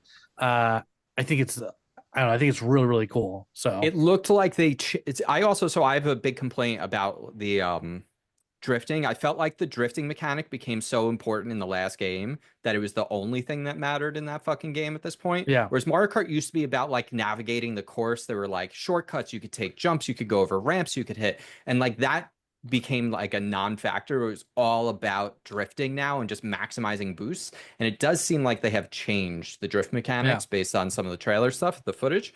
But the thing that we did see was like a character went into this Mack truck that had like boosts, and there's like ramps everywhere, and there's jumps. And the fact that you can go off course means they might be bringing back the fact that like maybe you can outmaneuver people using the environment now, and not just like who's the best person at maximizing their drifts, which like they needed to solve. They had to fix that. Also, what was I gonna say? I lost my train of thought. No, come back to me. Did you see some of the new items? Because they looked sick. I didn't really pay attention to much of the new items. No. Oh, I watched the trailer a couple of times. I saw a coin shell. That's the one I saw. A coin shell. The Hammer Bros hammer. Getting Hammer Bros hammer. Oh, fuck, now off the top of my head, I can't remember. But I saw at least 3 other new ones. There were at least 3 other new ones that it looked like were coming in. I mean, More I like the it sounds also like you'll be able to drive around and like hidden costumes and hidden other things will be What's going on with that I costume don't know. mechanic? There's something Yeah, going it's- on with that costume mechanic. There's like 80 something drivers, but it isn't like like some of the characters have like multiple variants and stuff like that. So depending on the type you are changes things. You also no longer have you're not building the carts anymore. It is a set cart, and there are like the stats are I don't even think. Well, so Yoshi's No, no, only I- on a I- motorcycle. No, I'm positive the stats are still there. On Treehouse, they were still building their models. You're not building. I can go cars in confirm this. I can confirm that, but I'm pretty sure that I saw them like building the model car still. No, you're not doing wheels and then the chassis and all of that. It is set cars for sure. Interesting. But they still have Yeah. the stats. Yeah, they might have the cars. That's probably what it is. Yeah, the cars might perform differently from one another. But yeah, there's a lot about the gameplay we're still not sure about. We will get a direct on the 17th. Sorry, just to clarify for you, Yeah. Tom. Yes, you're absolutely right. They come pre-built. They do have the stats, speed, acceleration, weight, and handling, but they are built already. Yeah. Okay. All right. Interesting. But We'll see a lot more on the Yoshi's on a 17th. motorcycle, he's always on a motorcycle. No. No, you can no. pick characters I can and It's a then you menu. can pick Okay. a card. All right. Great. Yeah. But you're no longer picking the wheels and you're no longer picking the chassis Good. and all of that. Good. Yeah. Good. Yeah, Yeah. I Agreed. think that's it's friendlier and like let's just get to it. You know, I'm like let's just let's just get to it. some of the new items. I forgot the crystal ball. It's Kamek's magic power. And then there was also, we saw the mega mushroom where Toad got fucking huge and then just drove over people. Mhm. That was sick. I also like some of the new characters. I saw Charge and Chuck. I saw the dolphin. I saw Moo Moo Cow, dude. Moo Moo Cow's I'm pretty cool. obsessed with Moo Moo Cow's Cow, pretty dude. cool. Hell yeah. I wonder, well, I'm sure we're gonna have a penguin, right? No, Penguin's on the cover. Great. Yeah. Great. Bring in a Yep. penguin. Hopefully there's probably I a wonder cheap if there's a discover like part of like the world overview is discovering new characters in the open world, and that's how you get new racers. I think that'd be Probably. really cool. Yeah, I Oh, think yeah. it would be. And then maybe you race them or something. I and you think- have to I beat them in a love it. race or something. Yeah. I would love to run into like Lakitu and it's like, you want to race? I'll, and then Yeah, you unlock yeah. them like a smash element to it. I think that's great. Yeah. That would be sick. We'll get more info on the 17th. Now this game, phew, $80 digitally, $90 physically. This is a jump up.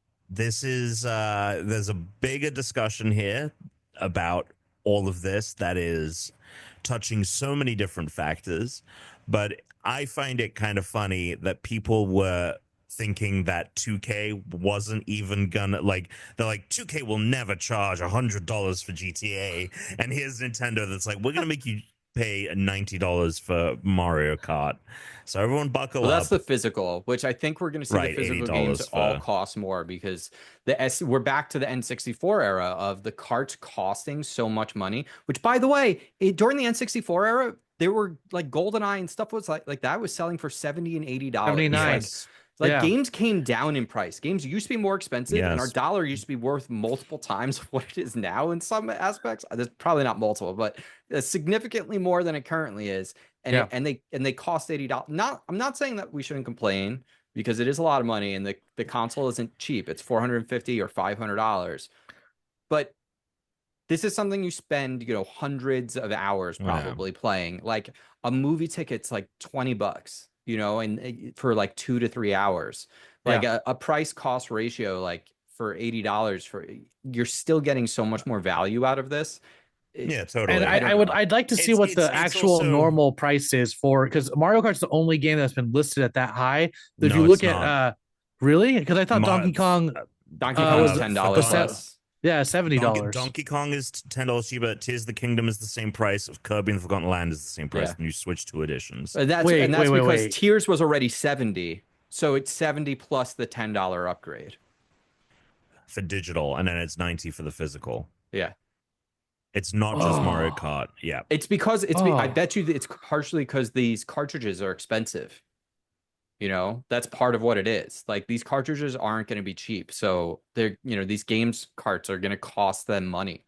And it's possible that the digital purchasers are actually subsidizing that cartridge partially. Like our digital prices might be going up a little bit so that they're still able to sell the carts. Yeah. I don't know. Yeah. The one reason why I think conversation, it's 'cause the really other fair to thing- complain Yeah. is that Nintendo games don't really go on sale. And this game will be $80 for the life of the Switch. There will be a handful of times where it will go on sale and you might be able to get it for $50. But otherwise, it's probably always going to go back up to $80. And this Switch bundle, where it's essentially $50, is apparently a limited time thing. So Yeah. if you can get the Switch, if you want to play this game, at Try and some get it with point, the bundle. get it with the bundle, because it won't ever come down in price. I have a tip. Yeah. As my backup plan for getting the Switch. But I'm trying to get, you know, Best Buy, GameStop, whatever next week. Well, but and the Nintendo official, did you see that? Nintendo official, yeah, you can sign up to register to get it through Nintendo. They'll do it in early May, and they're trying to prevent scalpers. So they actually look at, you have to use your Nintendo account, a Nintendo America account, and it looks at how many hours, minimum I think is 40 or 50 hours of game 50 time. hours. 50 hours of game time, and then you're selected to, like, you have to be a subscriber for 2 years. Yeah. As well. Yeah. So like for people like us, it's not a problem, which by the way, who's the person out there that's like, I need the Nintendo Switch 2 on day one that isn't playing like that, you know, that's like a brand new Switch. You know what I mean? Like, who is that person? Like, other than maybe like a parent buying it for their kids, but it's like, you know what, like, you're just gonna have to Good fight luck. for it at Walmart. Yeah. Okay. More games. So then they talk about the Switch 2 edition games. Now, what's interesting is we have Switch 2 editions of games, but the other games are going to get free updates for the Switch 2. So like Pokemon Scarlet and Violet is getting a free Switch 2 update. yeah, I'm excited there's for a that because I bunch of- never finished the last DLC. So now Same. I'll have I gotta a finish fun that. reason to do that. So I'm curious to see what that looks like, but I think the base is going to be like, if it's a Switch 2 edition of a game, not only are you getting upgrades, but like there's an additional something. So like Mario Party Jamboree, for example, takes advantage of all the camera and the audio and the mouse controls, a bunch of new mini games, all of this.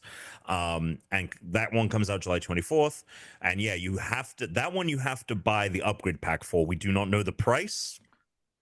We don't know if it's going to be unilateral across things or not. There's but probably $10 is my guess, because the other ones are on PlayStation or whatever, it's $10. No, and on Nintendo there's a $10 upgrade that was shown, I think. Am I For wrong? what?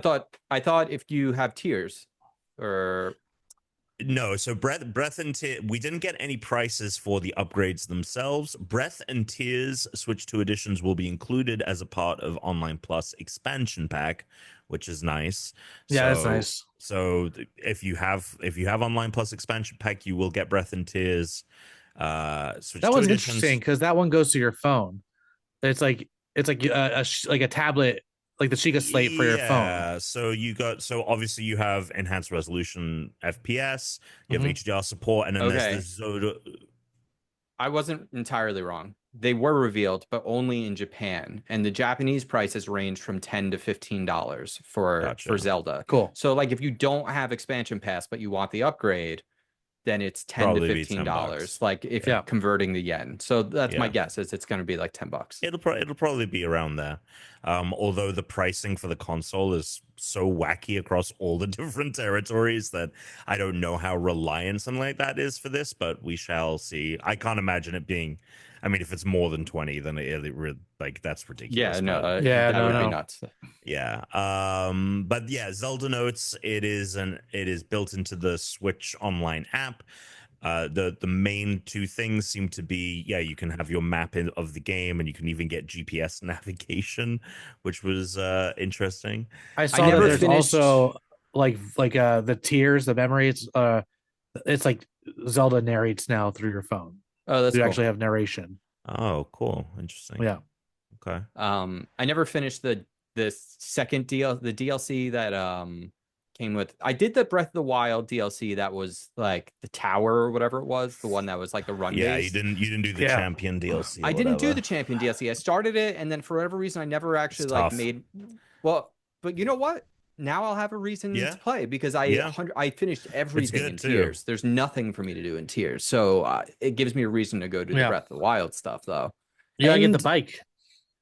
yeah, I do want to get the bike. And the what is it? Zelda Echoes of Wisdom. I barely touched that game. Well, it's I got a free barely update touched now. that game. Yeah, because the Yeah. performance That of that and game Link's was not Awakening. great. It wasn't The great, overworld no. was rough. It was really rough in the overworld. I didn't play Link's Awakening because of the performance. Oh, dude, Yeah. I've got two Zelda games. Two bangers. You can also share creations in Tears of the Kingdom in the Notes app on It's so Zelda. sick. That's cool. So That's really create cool. QR code and people can just It would have been load sick their other thing. when it came out. Yeah, it would have been. Yeah. Kirby and the Forgotten Land, like I said, getting a Switch 2 edition. New levels. I'm New excited for shit that in one. this. That Yeah, one was that's surprising cool. because I actually Brooke really and enjoyed I that Kirby game. Brooke and I got about 50% through. We were like, but yeah, this is like a great excuse to go finish that because we did enjoy our time with it. Metroid Prime 4 Beyond getting a Switch 2 edition with the mouse control support, and then 4K 60 or 1080 120, which is really good. I've heard it looks fantastic. I cannot wait for that. I've been so excited about it that I'm like, oh, let's go play that Prime remastered. Let's go back to that ahead of time. Pokemon ZA being the final game that I got a Switch 2 edition shown off. Interesting. We'll see what performance improvements are there. It looked. I thought it looked better. Yeah. It looked like it had anti-aliasing. It looked. I Which I would think like the to see Digital some Foundry comp guy said footage. only Prime seemed to have any anti-aliasing, but it's probably just running at such a higher res that it looked so much better. And I mean, it just like it was running at like 60 FPS. It looked like. Shit looked good. Yeah, look good. I need to watch the actual like 4K because they did 4K trailers. I haven't actually watched. Well, that's why I in 4K. rewatched yesterday. I pulled it up on YouTube on the TV. Yeah. Like from the Nintendo thing, and I watched I actually selected the high resolution, and it was so nice. And that's why I rewatched the Mario one like twice. I rewatched the Donkey Kong one. It looked so much better than the stream. Oh yeah. Yeah. Hell yeah. That's awesome. Then they showed off Dragon Drive, which is the Fuck. mouse control wheelchair basketball game. Yeah. This is Sign the me up, arms. baby. This is a way to show off the new tech. It's just like ARMS. It's also Is like it? and the terms, yeah, ARMS was like all about the Joy-Con. This is about the mouse. You, but where's Mario Paint? I think it's really cool. I think it's really cool to like have a game that also like puts like that on display to give like. Yeah. I agree, but it looks like the most half-assed thing in the world because it looks pretty boring. ugly. Yeah, it does look pretty boring. Pretty ugly. Like you're just in like a void. Like it looks like they put no effort into this game. Like they have the demo and they go, this is like, imagine that and with like Rocket League spectacle, I think it could have had that. Yeah. They could have zhuzhed it up a little bit. Yeah. If it was like Knockout City. Yeah, man. Yeah. Oh, well, that game needs a little bit more love. That looks very like a half-assed attempt at something. Agree. Yeah, I agree. Then we got a slew of third parties. I'm Whoa, gonna rattle. Whoa! We're missing it. Whoa! There's what? Oh, you're going in order of reveal? I'm going in order. There's a bunch We're missing more one. things We're to be missing one. revealed. We're missing the best first-party game. I mean, Matt? What's the name of it? Oh, Nintendo Tour? Welcome Tour? Yeah, that's what it is. The Astrobot Nintendo. of Nintendo. But you have to pay for it. Well, you got to pay for it. What are we thinking? $5? $10? I think 10. Well, if we're going based off of the Japanese cost, apparently the not translation, the conversion is like it's like $6 or $7 into USD. I think this is a fat L for Nintendo. Personally, I'm like, why are you charging for a tech demo? Like, what are you doing? It's called Welcome Tour. Why am I paying for the Welcome Tour? I already paid for the console. Like, it's crazy. It's nuts. And I'm it's totally so gonna weird. buy it. Of course I'm gonna buy it. I want to play that little like putting green thing. Are you kidding me? I'm gonna pay $6 to hit the ball into the. It's gonna be one hole, and that's all. I'm gonna be like, that was it. That was worth it. Tom, how can they get away with this? I thought they were gonna charge like $30. I'll be honest with you. His. I mean, they might still. We do not know. Yeah, I mean, it's. Can I get a physical copy of Welcome Tour? It's ridiculous, but yeah, if it's $10, yeah, fuck it. Like, I may as well just get it. That little putting game Well, looked fun. but if you There want was the a couple physical of... copy, it'll be $20. Yeah. Oh yeah, 100%. No, I'm it just is, like really. It is digital. It is digital only. There is no okay. physical. Oh, okay. Well, Yeah. well, first run games will make one or limited run games. How is this whatever not they free call it. with Games. expansion pass? How is it not Dude, at least free it's with crazy. expansion pass? It's crazy. It's crazy. Like, PlayStation put out a banger of a free game that was a tech demo. Yeah, that game was pretty good. How do you see that and not deliver I don't know. a free? Like, I just don't get it, Tom. Tom, why would they do this? Dude, I mean, this is Nintendo, man. Like, this is how they do. For every cool decision they make some like weird. I think like, I was choice. live texting Chooms about this. I was like, were we in the text where I was like, oh, I was like, because it's the last thing. It's like, oh, here's welcome to. Like, oh, how nice. It's like, and you can buy it. Yeah. I'm like, what the? It's really interesting that they like made a point to say that when they left so much bad shit in the, like, just leave that in the thing for people to find out after the fact. Like, you're already not telling us so much in this. Like, why did you bother saying like it's a paid downloadable? Like, just by the time people see, if they hadn't done that and people had seen the Mario Kart World price and then they were like, oh yeah, and it's like, what additional hurt would have saving that info for later have been? Very stupid. Yep. And we're missing one more big first party game unless you want to say that for the end. Well, I'm going through this chronologically. Okay, cool. The notes. So at this point, they showed off a bunch of third parties. We have Elden Ring Tarnished Edition. I don't think that includes the DLC. I think it's just the base game. Hade, or at least the Shadow of the Erdtree, the multiplayer DLC or whatever is probably in there, which was just an update for the game. Hades 2, which this will be a sick console to play Hades 2 on. Street Fighter 6 is coming with amiibo support, so new amiibos. There you go. So Matt, I'm sure you're excited about that one. I got my treasure chest right here of amiibo, dude. It's in my Persona Royal treasure chest down there. Fuck yeah. Oh. Yeah. There's a sequel to that Daemon X Machina game, which kind of that was like sick. It looked way better than the first better because I like the idea of the Daemon X Machina. I played a few hours today. I'm like, this is not ready. I think this one looks like really good enough to get greenlit. You know what I mean? So I wasn't sure what I was looking at, and I was like, because I was playing Armored Core 6, which I only got about halfway through, and I should go back and finish it. That game is fucking cool, dude. That Armored Core game. Armored Core is really sick. But I was like, what is this? Because it looks a little bit like Armored Core, like a little bit, like the mech did at some points. But I'm like, this is not. I'm like, what is this fucking game? I might get, like, I'm gonna wait to see. I need to see what more. Reviews say. Yeah, I need to see more. There's a chance I get that game. There's like if it plays as fun as that looked, I'm getting that game. Yeah. Split Fiction coming to the system, which is awesome. I wonder if you'll. Oh wait, no, never mind. You don't need two consoles to play Split Fiction. What am I thinking? Yeah. Which, by the way, I have a clip. You don't need to, but I'm sure that they do. You have a clip.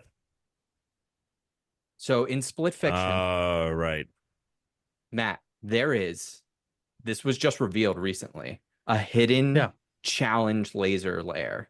It's called Laser Hell. Do you know about this? I do. It's pretty epic. Okay. You haven't played it yet.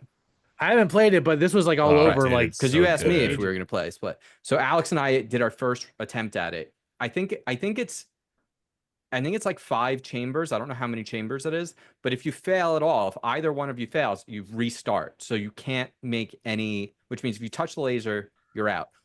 We played for about an hour on Tuesday. Alex now is in office 2 days a week, so we haven't had a chance to reattempt, but I'm going to show you how far we've gotten so far. So here I am on the left, getting through the first part of the first chamber. Alex just had to wipe. Ooh, wiped again. First chamber, not too difficult to get through. And if you don't time that fast enough, you have to wipe. Okay, so here I go. I'm going through first, then Alex is going. That second chamber took us quite a while to master. And now we're on the third chamber. And the third chamber, man, this thing fucking moves and you have to keep moving through it. And this is the most progress we've made at this point. Oh, I made it about 50% of the way. So we've basically gotten halfway through it in our first attempt. We're hoping to do it in one, at most two more runs, two more attempts. But I can't wait to do that with you, Matt. We're gonna wait. Do that as well. Yeah. I feel like just watching Alex's gameplay, I'm gonna do pretty well. Oh, those are fighting words. He was really struggling there, dude. I don't know. Okay, we got more third party. Hogwarts Shots Legacy is getting an upgrade because I think that came out on the base Switch already. Tony Hawk's Pro Skater 3 and 4. This will be a great console for that. They tease a little SpongeBob level as well. That SpongeBob level actually got me really hyped. I can't wait, really dude. Sick. Yeah. I mean, also, by the way, water park level. Water parks are fucking the best. I love water parks. This is the kind of game where I'm like, you know what? Switch might be the place to play. It's the most convenient. Yeah, I'm getting it on the Switch. And play. Like, this is gonna be on like, the Switch. It's gonna look good enough. It's gonna run well enough. Like, fuck yeah. I'm about to have a summer of Switch, dude. I love it. I got to get my thing shipped to yours because I'll probably be in town for SGF, so I'm probably going to get mine shipped to your place. What you should try and do on Thursday night next week is you should be on Wednesday night is you should be trying to just reserve it for in-store pickup at a Best Buy here or trying to just do a reservation for LA here instead of shipping it to my house. Yeah, let's get the midnight release here and pick it up. Yeah, it's 9 p.m. here, dude. It's midnight your time, 9 p.m. here. You and I can go pick it up, man.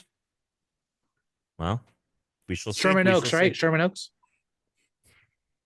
I mean, he'll be downtown, so probably somewhere closer to downtown, but wherever. Maybe. Yeah, Well, we'll see where it all shakes out because maybe the best path will be through Nintendo. Who knows? Okay, Hitman World of Assassination got added. By the way, I took the PlayStation 5 to my friend's place and we played Hitman VR in person. Which awesome? AKA Eric. Oh, okay. Eric and our friend Mario and. Man, we had an absolute blast in Hitman VR, also known as Serial Killer VR. Like, the temptation to just murder people in that game is real high.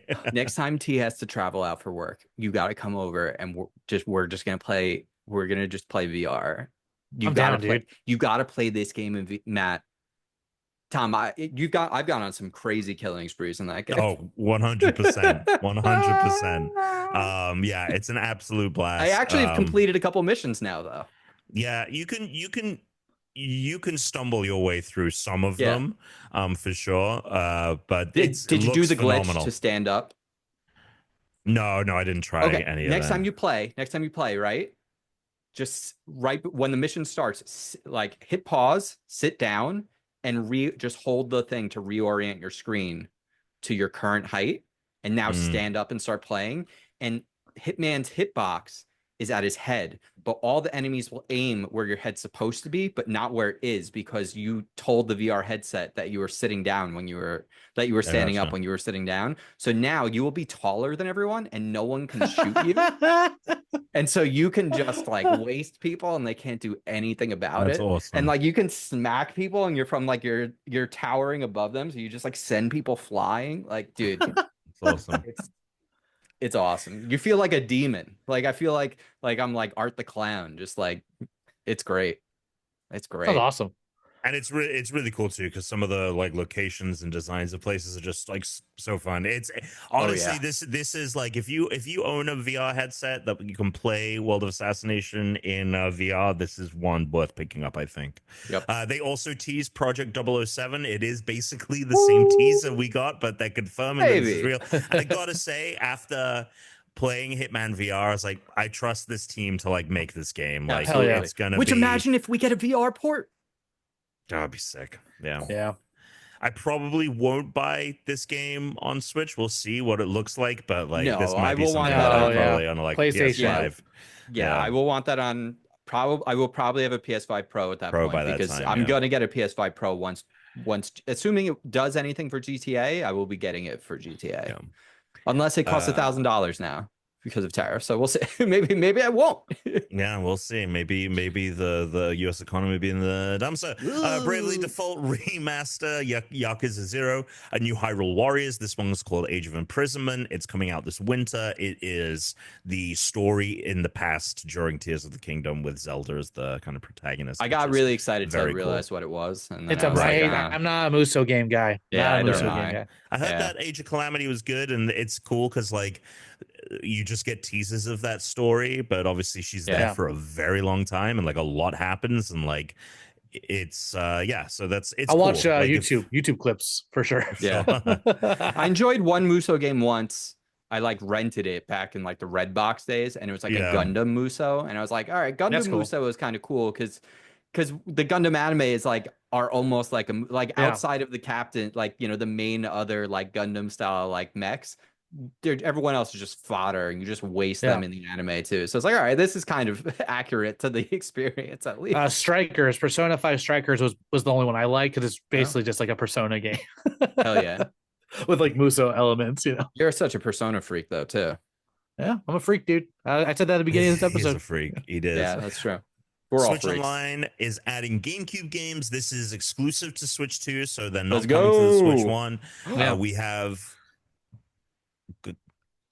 what? I've never played Chibi Robo, and I'm just excited for you to say it because I've never played that game, and now I'm finally going to be able to play it. It always looked so charming.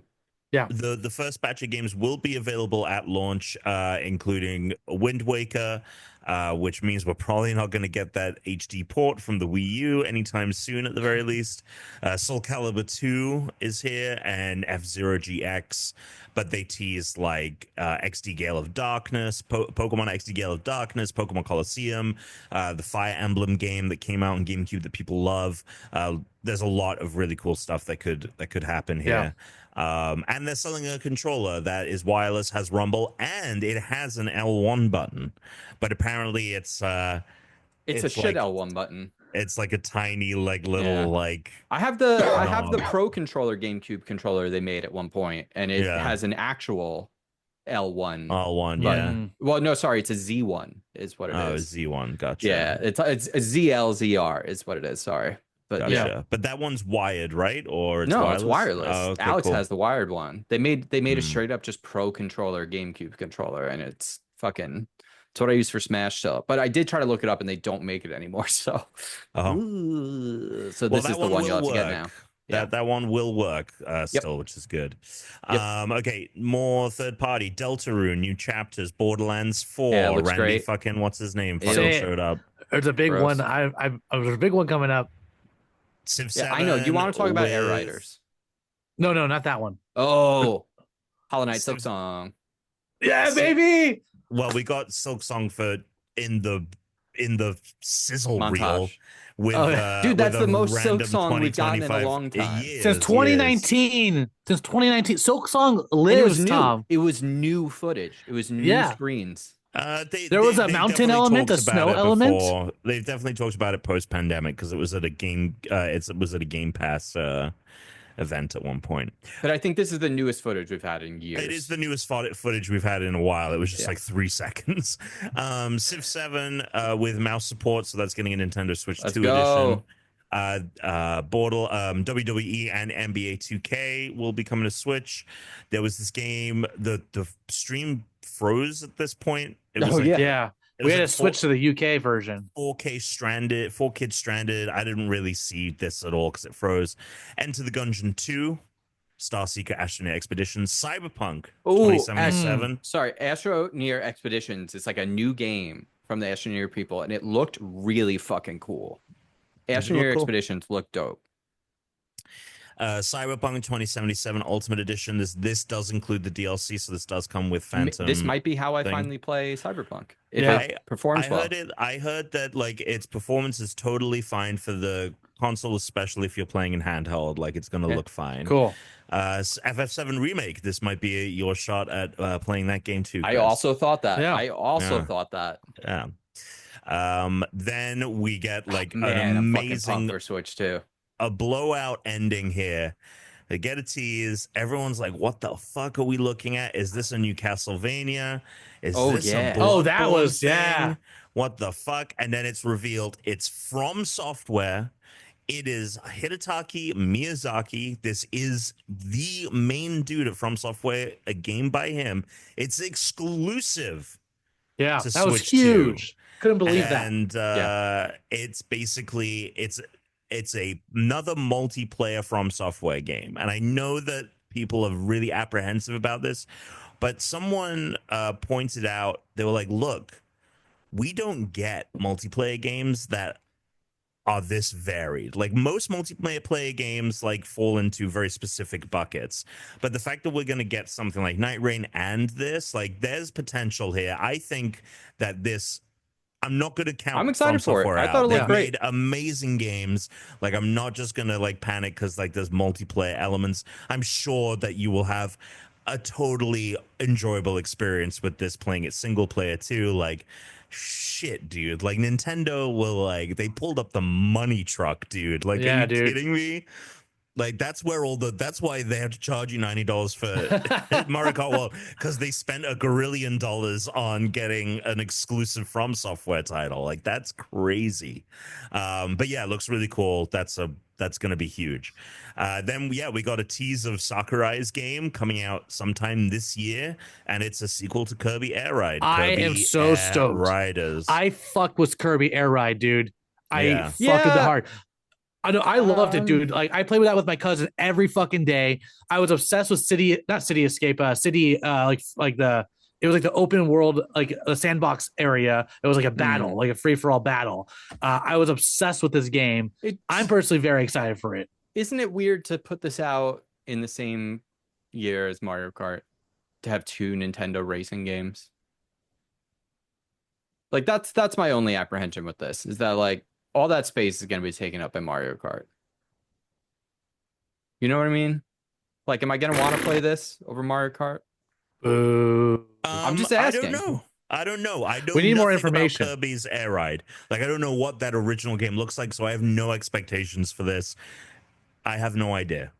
Yeah, I have no idea. It's it's on cart rail game. Just like Mario, similar to Mario Kart.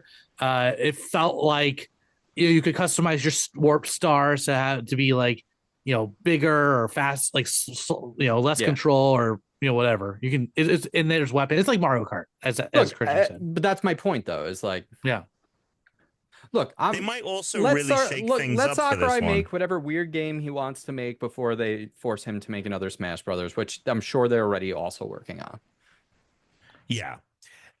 And then Nintendo's like, just put it out now. We don't even care, because you've got to get back to the Smash room. Like, we're sending you back to the Smash dungeon. We need that for 2026, 2027. Holiday. Put your game out. Whatever it is, it's done. And then we ended with Donkey Kong Bonanza. This seems to be from the Mario Odyssey team. We don't have 100%. Confirmation, although it is pretty much seemingly the case. And this seems to be a wild Donkey Kong platformer, 3D, destroy anything seems to be the mantra. Yeah, he's like the Hulk. Kind of, yeah. I got a bunch of details on this from my teammates who were able to go, and basically the way it works is, I saw footage of it. You have a button that goes like the face buttons are like up, side, and down. So like if you press Y, you dig up. If you press whatever the left button is, you dig to the side, and then like you can dig down. And apparently you can like reset the terrain. So like if they allow you to like fuck up, and it's like, oh, I can't get up to where I need, or there's this hidden thing you can like reset. Or if you just dig out the whole world. Yeah, like completely destroy the whole thing. And then there also seemed to be a thing where it's like you need to improve Kong somehow, because some surfaces initially aren't dig throughable, and then eventually you'll get strong enough to do it. This looks really sick. I think this is someone put it great. They were like, oh, we ended on like a fucking Kirby game and a Donkey Kong game, and they're probably going to be both bangers. Like, they didn't even need to like put out, here's the 3D Mario, here's another tease for the next Zelda. Like, we are going to have a killer first year, and then next year you've got Dusk Bloods, you've got Next year, you've Probably, got Mario, you've yeah. got Splatoon, and you might have Smash. probably a next gen Pokemon as well. Like, Maybe Yeah. a 2D Zelda, like a 2D. yeah, I mean, maybe. Yeah, maybe. I mean, don't we think just we're got ready for Echoes like of the next. Wisdom. Yeah, We're not. I don't. I think we'll get a remake of something. I Yeah. don't think we'll necessarily get I agree. another 2D. I would like to see like a 2D Majora's Mask. like a top down. Yeah. Like an isometric Majora's Mask. Do a Majora's Mask in that art style. I think it would be interesting to like take a I'd play 3D it. game and then do it like that. Like, so Yeah. that way it feels like it's not just a remake, it's like a reimagining, I think would be cool. Yeah, Yeah. It's interesting, Shooms. Or just do Oracle Seasons and Oracle of Ages as one game. I like it. Yeah. And that was pretty much it for the direct. I did see the Donkey Kong. I was like, are there Kongs? I saw on some other footage of people playing today, Cranky Kong. Yes, So it there does are seem like the Kongs. other Kongs, at least some of them, are strewn throughout the world. Yeah. Just real quick, DK looks great. I The love the new animation- I look. like the design. Dude. I'm not someone who's like, oh my god, I'm so precious about my Donkey Kong. Like, I need him to look. I love his Yeah. little going to work overalls. You know, like he's just a Yeah, working man. a He's just a blue collar working ape. man. You know, A blue collar ape. I love it. I think he's great. Huh. It's crazy because like the last 3D sandbox Donkey Kong was 64, Yes. right? Yeah, that's we're finally Yeah. Getting finally- Donkey Kong 65. let's go, dude. Hell yeah. Gex is next, dude. Dude, I can't wait for Gex re-enter the gecko. Gex Resurrections is gonna be fucking sick. I think anything is on the table with this console. I think that you could never have. I could never have predicted what the life cycle of the first Switch looked like ahead of its launch. I would never have known how important of a game Breath of the Wild was going to be before its launch. Smash Ultimate, the culture around, like, I can't wait to see whatever this generation's Labo is. You know, what's going to be their like midlife crisis thing that they make for this? Are they finally going to make an actual like VR headset? This seems like the device where they could make it happen. You got 120 hertz refresh rate screen. You know, I don't know. I'm very curious about what this, but I think that pricing on everything aside, and there's definitely concerns about it, I do also think that like the industry, it's a bigger industry at large problem because prices didn't change for so long, but games got so much more expensive, and like the whole business structure and the way that these games are made, like it's all fucked, and that's why we're in this position. So it's a little bit of everything. It's a little bit tariff concern, it's a little bit of Nintendo greed, it's a little bit of the games industry just kind of being balked in its own way, and it's resulting in this. That being said, as someone who is a hardcore gamer who knows that like I'm gonna get hundreds, thousands of hours out of this device, out of these games, like the amount I would pay, don't tell Nintendo this, I would pay even more for Mario Kart World because I play so much 8 with Brooke. And everything about this game that they've designed is like, oh, you like to play Mario Kart together? Well, now it's not just the races. It's this whole experience, and it's going to be a place for the two of you to hang out. We got the camera, we can, you know, all that shit. So as someone who is very invested in video games, and like I'll just pay what it is because like I fucking play these things all day, every day. I'm fired up. It's like hitting everything. It was Christmas yesterday. It got me really amped. Everyone, good luck next week. I really hope we all get our hands on a copy or on a console. So yeah, we'll have to see. Hell yeah. Yeah. Little early wedding gift for me. me and the missus. You having some pasta? Yeah, she's having pasta.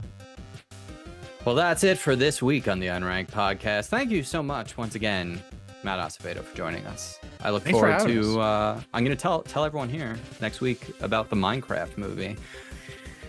Look, I saw Borderlands last year. I saw Borderlands last year. Can't be worse. It'll be better than Borderlands. I will bet money that it is better than Borderlands. Yeah, it's gonna be better. It's got Jack Black in it. Than the pain I was in earlier today. So Good you know, it's definitely definitely better than a Rootcanal. Stay unranked, everybody. Just like your tooth. Suck it.